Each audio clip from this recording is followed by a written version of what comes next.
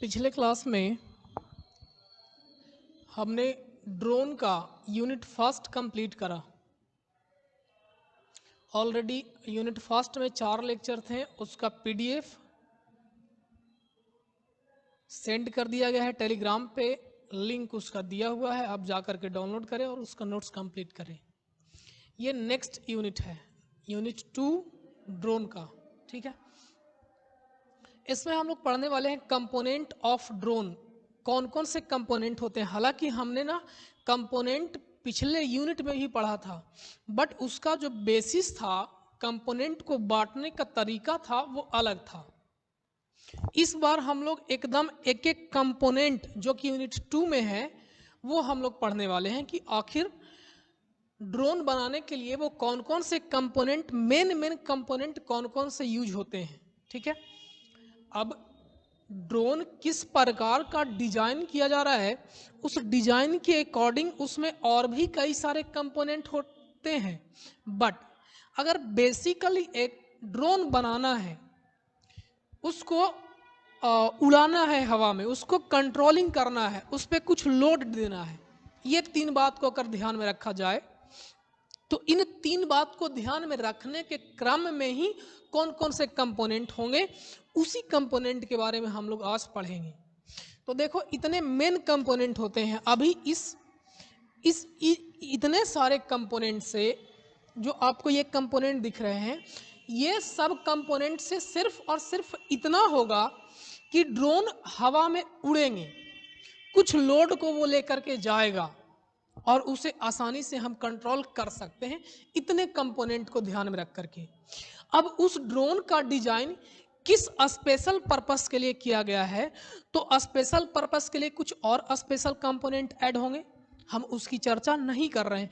हम एक basic drone के बारे में चर्चा कर रहे हैं कि अगर ड्रोन बनाना है तो बेसिक वो कौन कौन से कंपोनेंट होंगे जो होने ही चाहिए। ठीक है, तो देखो, सबसे पहला जो कंपोनेंट है वो है फ्रेम। यानी अगर हमको डिजाइन करना है, क्या डिजाइन करना है, अगर हमको डिजाइन करना है एक ड्रोन, तो सबसे बेसिक जो कंपोनेंट है वो होता है फ्रेम। जैसे कोई व्हीकल तैयार होता है, कोई गाड़ी बनाना होता है, ह्यूमन बॉडी से ही कंपेयर कर लो तो सबसे जो फ्रेम होता है उसका होता है हड्डी।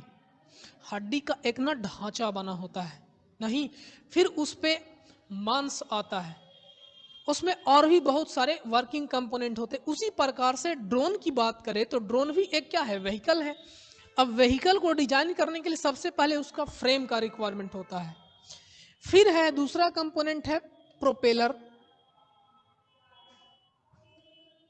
तीसरा sensor, battery, motor, landing gear, first person video, फिर है इलेक्ट्रॉनिक स्पीड कंट्रोलर, फिर है फ्लाइट कंट्रोलर और फिर रेडियो ट्रांसमीटर। पहले ध्यान से सुन लो, ये सारे के सारे कंपोनेंट हैं। बट यूनिट 2 में जो आपको पढ़ना है, यूनिट 2 में मेनली आपको कितने कंपोनेंट पढ़ने हैं, ये इतना कंपोनेंट आपको कहाँ पढ़ना है, यूनिट 2 में पढ़ना है। यूनिट 2 में पढ़ना है। बाकी जो ये कंपोनेंट आपको दिख रहा है, ये सारे कंपोनेंट ये कंट्रोलिंग पर्पस के लिए कंपोनेंट है। यानी ड्रोन को कंट्रोल करने के लिए कौन कौन इक्विपमेंट होने चाहिए, वो ये वाला है। तो ये आपको पढ़ने हैं यूनिट 3 में। ठीक बात है यहाँ तक। यानी हम लोग यूनिट 2 में क्या पढ़ेंगे, फ्रेम के बारे में पढ़ेंगे कि कितने प्रकार के फ्रेम होते हैं, एक्चुअल में फ्रेम होता क्या है, फिर प्रोपेलर क्या होता है, फिर सेंसर क्या होता है, फिर बैटरी क्या होता है, मोटर क्या होता है और लैंडिंग गियर क्या होता है। ठीक है, इतने टर्म हम लोग पढ़ने वाले कौन से, यूनिट 2 में। तो सबसे पहले आते हैं हम लोग किस पे, फ्रेम पे। सबसे पहले फ्रेम क्या होता है।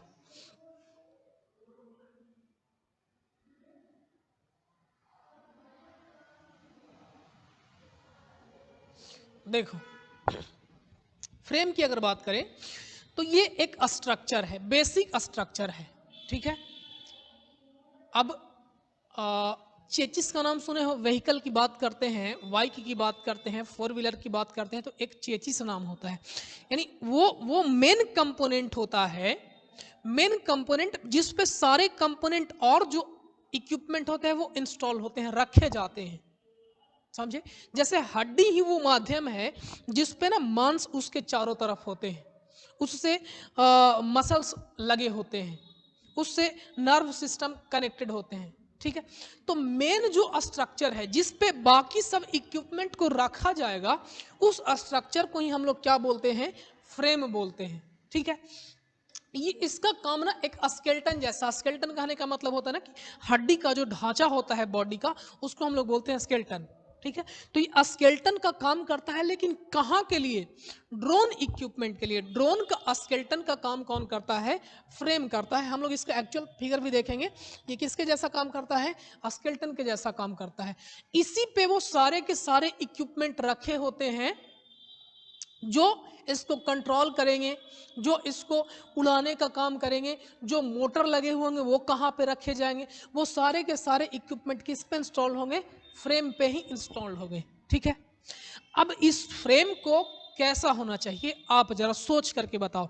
फ्रेम ऐसा हो कि जैसे ही वो हवा में ऊपर उड़े फ्रेम ही टूट जाए, या वो मोटर के वेट को सस्टेन नहीं कर सके। कैसा होना चाहिए, इसको मजबूत होना चाहिए, ताकि जैसे ही इस पे कोई इक्विपमेंट रखा जाए तो वो इक्विपमेंट को क्या करे, सस्टेन कर सके, उसको बर्दाश्त कर सके, उसको अपने आप को टूटे नहीं, ब्रेक नहीं हो।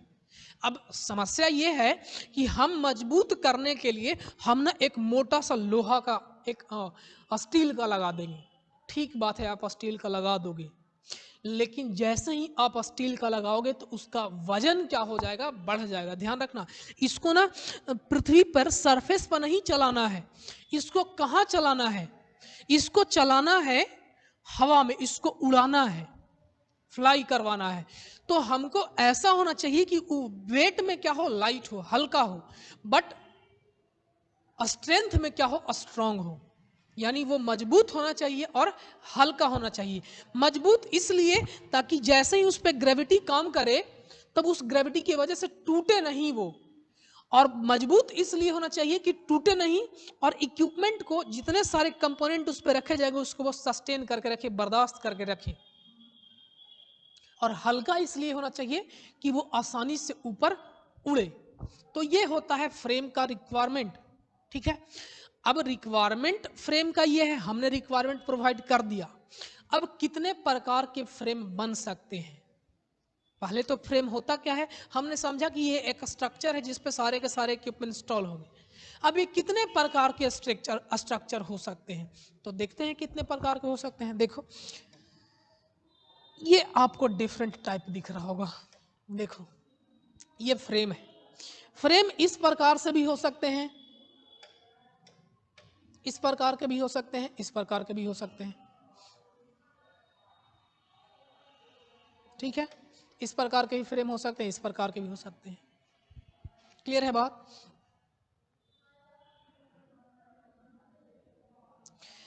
अब जरा ध्यान से देखो अगर आप, तो इसमें ना चार इस खंभा के जैसा कुछ निकला हुआ है, यही वो पार्ट है जिस पे प्रोपेलर और फैन जिसको बोलते हैं ना, फैन का ब्लेड, वो देखो ये ब्लेड, इसको हम लोग ही बोलते हैं प्रोपेलर। ये फैन का ब्लेड, जितने सारे इसमें आपको पार्ट दिख रहे हैं उतने इसमें प्रोपेलर इंस्टॉल होंगे। तो जितने सारे इसमें फ्रेम है, जितने सारे फ्रेम, सब में ये जो पार्ट निकले हुए अलग अलग हैं। जिसमें चार निकले हुए होंगे उसको क्वाड कॉप्टर बोलते हैं, जिसमें एक निकला हुआ मोनोकॉप्टर हो जाता है, ठीक है। तीन निकला हुआ है तो ट्राई कॉप्टर हो जाता है। इसी के बेसिस पे कितने सारे इसमें प्रोपेलर यूज होंगे उसके अकॉर्डिंग अलग अलग इसका क्या हो सकता है, फ्रेम हो सकता है, जो कि हमने आपको दिखाया। ये चलो एक एक करके हम लोग देखते हैं। सबसे पहला जो है वो है, ये हो जाता है मोनोकॉप्टर। जो हेलीकॉप्टर आप लोग को देखने को मिलता है, हेलीकॉप्टर में सिर्फ और सिर्फ एक प्रोपेलर लगे होते हैं। प्रोपेलर में ये जो ब्लेड लगा हुआ है, ये ब्लेड को ही हम लोग ना प्रोपेलर बोलते हैं। तो एक स्ट्रक्चर है, एक एलिमेंट है किसका, प्रोपेलर का, ठीक है। एक जगह पे क्या लगे हुए हैं, यानी ये प्रोपेलर घूमने का काम करेगा और टॉर्क लगाने का काम करेगा। कितने लगे हुए हैं इसमें, एक लगे हुए हैं। तो एक कहने का मतलब मोनो, ठीक है। और दो कहने का मतलब बाई, दो कहने का मतलब बाई, मोनोकॉप्टर, बाइकॉप्टर, ट्राइकॉप्टर, क्वाडकॉप्टर। देखो अब ये दूसरा जो आपको दिख रहा है, इसमें कितने आपको दिख रहा है, 1 2 3, यहाँ पे देखो 1 2 3, ठीक है। ये 3 प्रकार, 3 इसमें लगे हुए, तो ये क्या हो जाएगा, ट्राई हो जाएंगे, ठीक है। अगला देखो जरा, अब यहाँ पे क्या आपको दिख रहा है, 4 दिख रहे हैं, ये 1 2 3 4, 4 दिख रहे हैं, तो 4 के लिए ये 4 हो जाएंगे। 4 का नाम क्या होता है, क्वाड नाम होता है, तो ये क्या हो जाएंगे, क्वाडकॉप्टर हो जाएंगे। अब 4 वाले के भी अलग अलग स्ट्रक्चर है, ध्यान से देखो, तो यहाँ पे स्ट्रक्चर अलग है, यहाँ पे स्ट्रक्चर अलग है, और यहाँ पे स्ट्रक्चर अलग है। तो जिस प्रकार का शेप आपको दिख रहा है, उस शेप के अकॉर्डिंग ही नाम हो गया है। इसका नाम हो गया क्वाड एच टाइप हो गया, ये क्वाड प्लस टाइप हो गया, देखो ये प्लस हो गया, ये एच हो गया,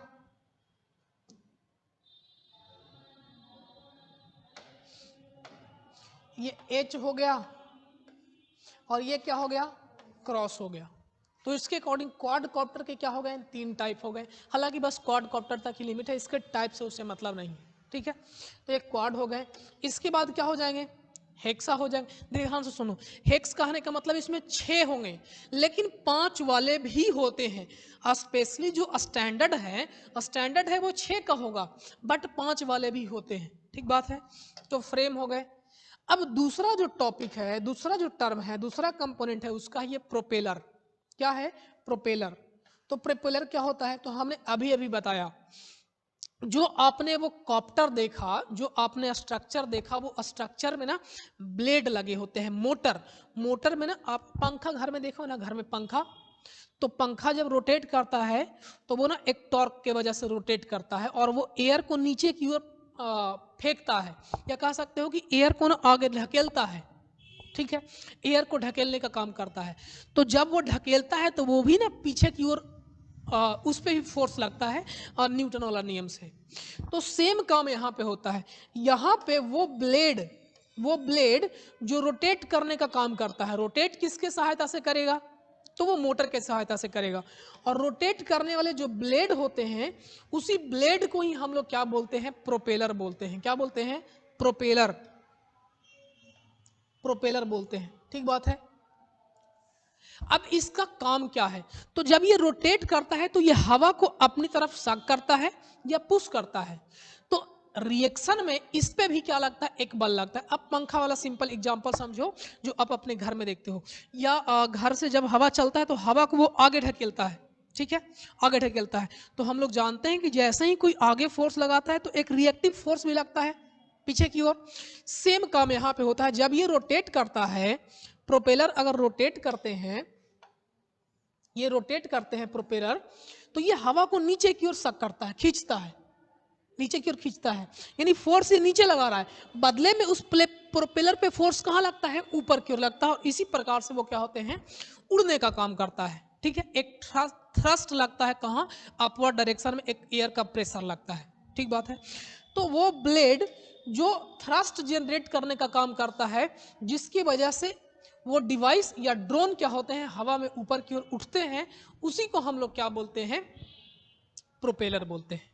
क्लियर हो गया, ये था दूसरा कंपोनेंट। नेक्स्ट कंपोनेंट है, किस प्रकार का होता है ये आप समझ लो।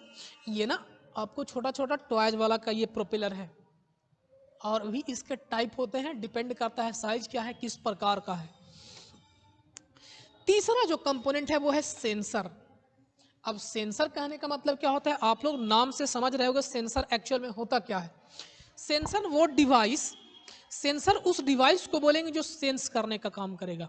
अब सेंस करना क्या है, समझना ये है। अब डिवाइस क्या सेंस करेगा, तो जरा आप सोचो कि ड्रोन अगर हवा में उड़ रहा है तो उसको क्या क्या चीज़ों को सेंस करना है, क्या क्या वो ऐसे एलिमेंट होंगे, क्या क्या ऐसे चेंजेज होंगे जिसको वो सेंस करना है।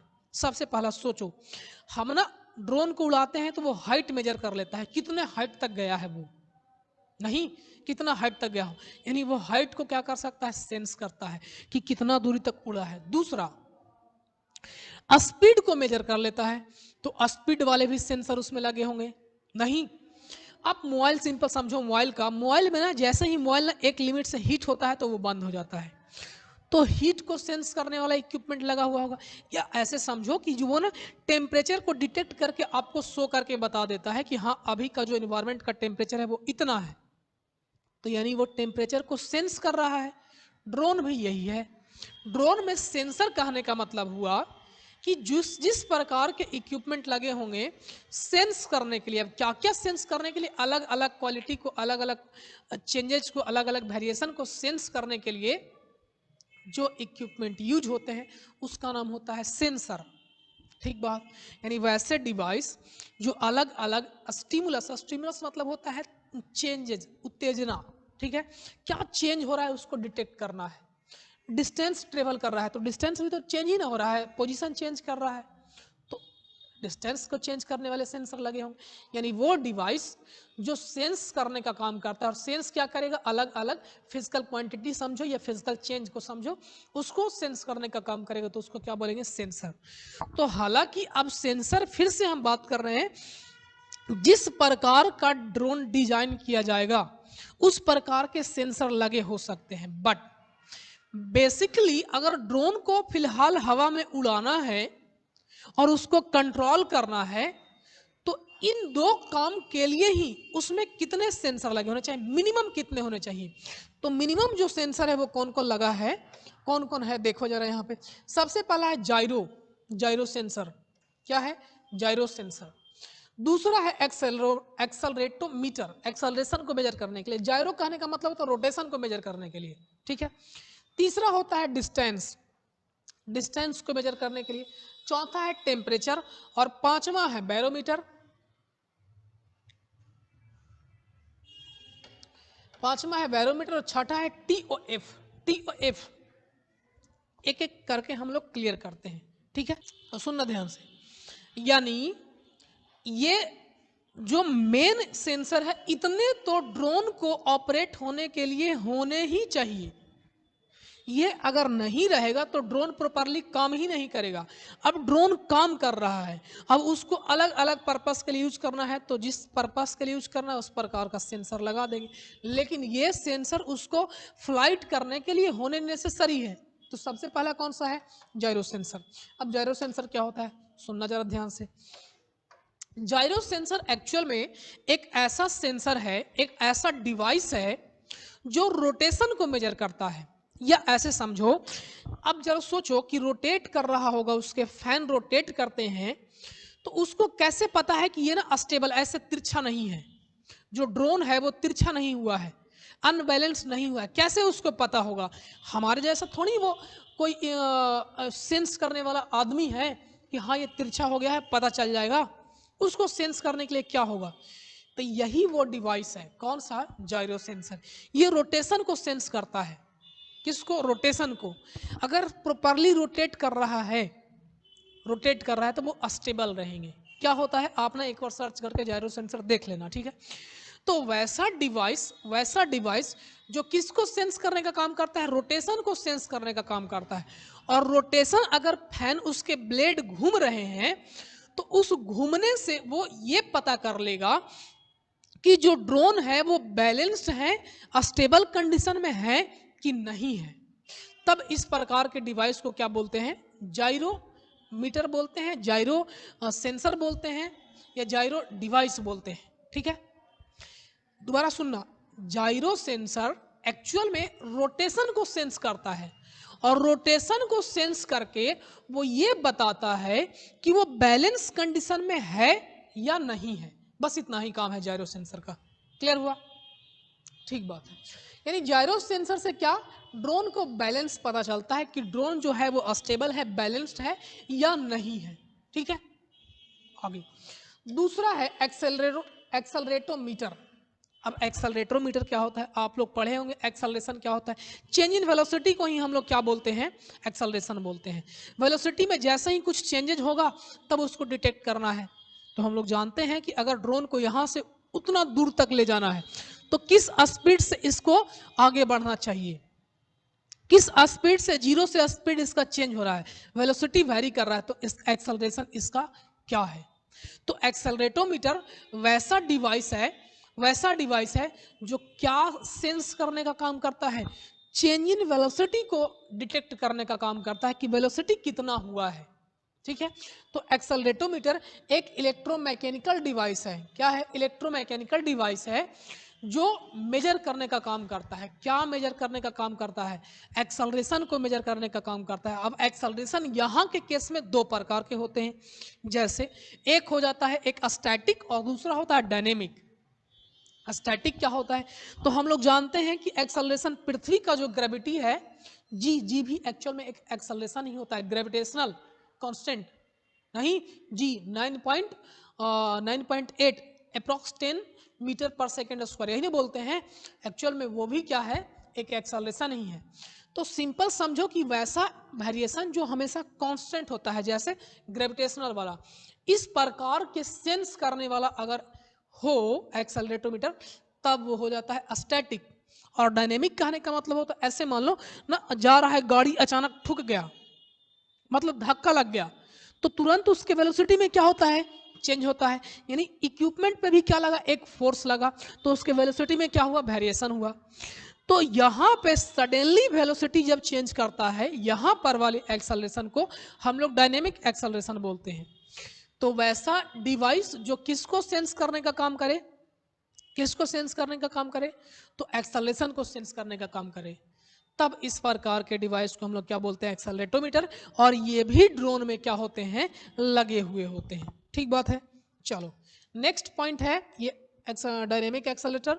नेक्स्ट पॉइंट है तीसरा, speed and distance sensor. Speed and distance sensor, नाम से ही आपको पता चल रहा होगा कि स्पीड एंड डिस्टेंस सेंसर क्या है। नहीं, क्या है, आप सोचो। वैसा सेंसर जो वेलोसिटी, एक्सेलरेशन वेलोसिटी में डिफरेंट होता है, ध्यान से सुन लो पहले, एक्सेलरेशन और वेलोसिटी में क्या होता है, डिफरेंस होता है। तो वैसे डिवाइस जो किसको सेंस करने का काम करे, डिस्टेंस को सेंस करने का काम करे। अगर वो डिस्टेंस को सेंस कर ले और किसी भी प्रकार से वो टाइम को भी सेंस कर ले कि इतना टाइम में वो इतना डिस्टेंस ट्रेवल किया है, तो बता दो कि वो वेलोसिटी मेजर कर लेगा कि नहीं मेजर कर लेगा? कर लेगा, बिल्कुल कर लेगा। ठीक बात है। तो इस प्रकार से वैसे डिवाइस जो किसको सेंस करने का काम करे, स्पीड और डिस्टेंस को सेंस करने का काम करे, तब उसको क्या बोलते हैं, क्या, स्पीड सेंसर या डिस्टेंस सेंसर। ठीक है। अगला है, और इसके लिए क्या यूज किया जाता है, तो इसके लिए यूज किया जाता है सोनार पल्स डिस्टेंस सेंसर या लाइट पल्स डिस्टेंस सेंसर। ये होता क्या है, समझो जरा बात। सोनार कहने का मतलब होता है ना अल्ट्रासोनिक लाइट से, सॉरी वेव से, साउंड का वेव जिसका फ्रीक्वेंसी 20 किलो हर्ट्ज से ज़्यादा होता है, उसको अल्ट्रासाउंड बोलते हैं। तो उसी के द्वारा जो बनाया जाता है इक्विपमेंट होता है, उसको हम लोग सोनार बोलते हैं। ठीक है। अब उसको यहां से सेंड करते हैं, मान लो यहां से हमने वो वेव छोड़ा, अब आगे वो वेव बढ़ रहा है और किसी चीज से टकरा करके आया। ठीक है, टकरा करके आया, तो हमने किस समय पे वो वेव छोड़ा था और किस समय पे आया, हमको टाइम तो पता चल गया। और हम लोग साउंड का स्पीड जानते हैं, स्पीड से कैलकुलेट कर लेंगे। क्या स्पीड से हम लोग, टाइम है मेरे पास, स्पीड है, हम लोग कैलकुलेट कर लेंगे क्या, इसका वेलोसिटी, वेलोसिटी और साथ ही साथ डिस्टेंस। वेलोसिटी कितना होगा, तो 330 मीटर पर सेकंड होता है साउंड का। वेलोसिटी ऑलरेडी साउंड का है, टाइम हमने पता कर लिया कब निकला और कब रिसीव हुआ, कब इमिट हुआ कब रिसीव हुआ। तो बताओ, तो हम डिस्टेंस पता कर लेंगे नहीं कि कितना दूर वो ऑब्जेक्ट होगा जो आगे वहां पे है, नहीं। इस प्रकार से सेंसर काम करते हैं। अगला है टेम्परेचर सेंसर। चूंकि आप ब्रांच इलेक्ट्रिकल है तो आपको ये चीज़ें ज़्यादा बताने की आवश्यकता है नहीं, क्योंकि टेम्परेचर के सेंसर वाले आपने बहुत पढ़े होंगे, थर्मोकपल, सीबेक इफेक्ट, ये सब पढ़े होंगे। तो वैसा डिवाइस जो हीट को सेंस करता है, हीट को सेंस करने का काम करे, थर्मल को सेंस करने का काम करे, चेंज इन टेम्परेचर को सेंस करने का काम करे, तब उस प्रकार के इक्विपमेंट को हम लोग क्या बोलेंगे, टेम्परेचर या थर्मल सेंसर बोलेंगे। अब ध्यान से सुनना जरा। अब यहाँ पे इसका दो काम होता है। एक तो जो ड्रोन है उसमें बहुत सारे इक्विपमेंट लगे होंगे, इलेक्ट्रॉनिक कंपोनेंट लगे होंगे उसको कंट्रोलिंग करने के लिए, जो कि आगे पढ़ेंगे। फिलहाल ये मान लो कि उसमें बहुत सारे कंपोनेंट लगे होंगे, इलेक्ट्रॉनिक कंपोनेंट, और हम लोग जानते हैं कि इलेक्ट्रॉनिक कंपोनेंट एक ना टेम्परेचर, लिमिटेड टेम्परेचर तक वो काम करता है। अगर उससे ज़्यादा टेम्परेचर हो तब वो प्रॉपरली वो काम नहीं करेगा। तो हमको पहला ये डिटेक्ट करना है ये जो इक्विपमेंट वर्क कर रहा है, इस इक्विपमेंट का टेम्परेचर कितना तक लेवल बढ़ा है। अगर इस टेम्परेचर से ज़्यादा होगा तो वो ख़राब हो जाएंगे। तो हमको इसलिए भी टेम्परेचर को सेंस करना है ताकि वो जो इक्विपमेंट लगे हुए हैं वो टेम्परेचर के अंदर तक काम करे, लिमिट में काम करे। ये नहीं कि टेम्परेचर से ज़्यादा हो जाए और भी इक्विपमेंट ही मेल्ट कर जाए, ख़राब हो जाए, जल जाए। पहला बात, यानी ड्रोन के कंपोनेंट को ही क्या करना है, प्रोटेक्ट करना है टेम्परेचर सेंस करके। दूसरा, हमको किसी चीज़ का स्कैनिंग करना होता है, जो चीज़ें आगे हमको दिख नहीं रहा है, तो दिख नहीं रहा है तो हीट को सेंस करता है, वो वेव के द्वारा हीट को सेंस करता है। जब कोई बॉडी हीट होते हैं तो वहाँ से कुछ वेव निकल रहे होते हैं, ठीक बात। तो जैसे ही कोई बॉडी अगर हॉट होगा, टेम्परेचर हो ज़्यादा होगा उसका, तो वो उससे वेव निकलने वाले को सेंस कर लेगा। और हमको नहीं दिख रहा है बट हीट की वजह से वो इस इक्विपमेंट को, उस कैमरा को क्या हो जाएगा, दिख जाएगा। तो इनविजिबल बॉडी को भी हम लोग क्या कर सकते हैं, टेम्परेचर के द्वारा देख ले सकते हैं, जो कि आपको ये दिख रहा है। फिल्म वगैरह में देखे होगा कि कैसे ये बॉडी को डिटेक्ट करता है, ठीक है। तो ये हो गया टेम्परेचर सेंसर। अगला है बैरोमीटर। बैरोमीटर, ध्यान से सुनना जरा। बैरोमीटर क्या होता है, तो वैसा इक्विपमेंट जो क्या करे, प्रेशर को मेजर करे। क्या करे, प्रेशर को मेजर करे। अब प्रेशर मेजर करके बेचारा ये क्या करेगा ड्रोन, आप ही जरा सोचो। तो हम लोग जानते हैं, हम लोग पढ़े हैं, ज्योग्राफी में पढ़े हैं कि इतना हाइट जाने के बाद ना एटमॉस्फेयर का प्रेशर इतना हो जाता है, इतना हाइट जाने के बाद एटमॉस्फेयर का प्रेशर इतना हो जाता है, इतना हाइट जाने के बाद एटमॉस्फेयर का प्रेशर इतना हो जाता है, नहीं।